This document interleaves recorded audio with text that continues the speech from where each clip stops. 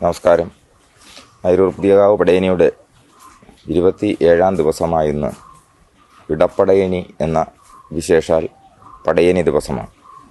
26-ാം ദിവസത്തെ ഏറെ അനുഷ്ഠാനപ്രദമായ അടവിച്ചടങ്ങുകൾക്ക് ശേഷം നമ്മുടെ വലിയ പടയണിയുടെ മുന്നോടിയായി വലിയ പടയണി അടവിക്കും ഇടയ്ക്കുള്ള ദിവസത്തെയാണ് ഇടപ്പടയണി എന്ന് പറയുന്നത്.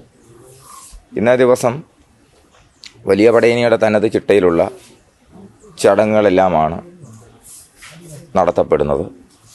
ഒരു വലിയ പടയണിക്ക് നടക്കുന്ന പടയണി ചിട്ടകളുടെ ഒരു ചെറിയ രൂപം അടവിക്കും വലിയ പടയണിക്കും ഇടയ്ക്കുള്ള ഒരു വിശ്രമ ദിനം എന്ന് വേണമെങ്കിൽ വിശേഷിപ്പിക്കാവുന്ന തരത്തിലാണ് ഇടപ്പടയണി ചടങ്ങുകൾ നടക്കുക.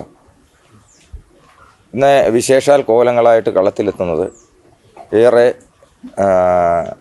വിശേഷപ്പെട്ട ഒരു ഭൈരവി കോലം, നിണഭൈരവി എന്ന് പറയും. ദാരികവധാനന്തരം നിണമണിഞ്ഞെത്തുന്ന അതികോപിഷ്ഠയായിട്ടുള്ള ഭഗവതിയുടെ സങ്കല്പത്തിലാണ് നിണഭൈരവി കോലം കളത്തിൽ വന്ന് തുള്ളുന്നത്.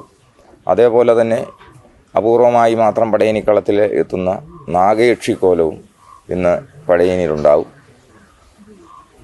പതിവ് പോലെ ഇന്നലെ കൊണ്ട് നടന്നു വന്നിരുന്ന ചൂട്ടുവലത്ത് താവടി ചിട്ടയിലുള്ള താവടിയൊക്കെ ഉൾപ്പെടെയുള്ള ചൂട്ടുവലത്തിൻ്റെ സമാപനം അടവിയോടുകൂടി കഴിഞ്ഞു.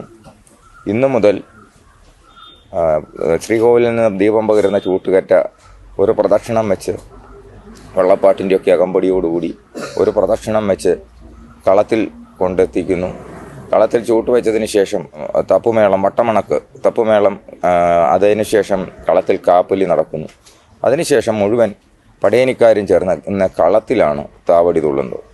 തുടർന്ന് പുലവൃത്തവും നിരത്തിത്തുള്ളലും ശേഷം ക്രമാനുഗതമായി ഗണപതി കോലം തൊട്ടുള്ള പഞ്ചകോലങ്ങൾ തുള്ളുന്നു.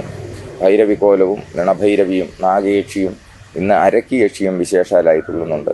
ഇത്തരം കോലങ്ങളെല്ലാം തുള്ളിയതിന് ശേഷം 2 ചൂട്ടുവലത്തോടുകൂടി ഇടപ്പടയണി ചടങ്ങുകൾ സമാപിക്കും.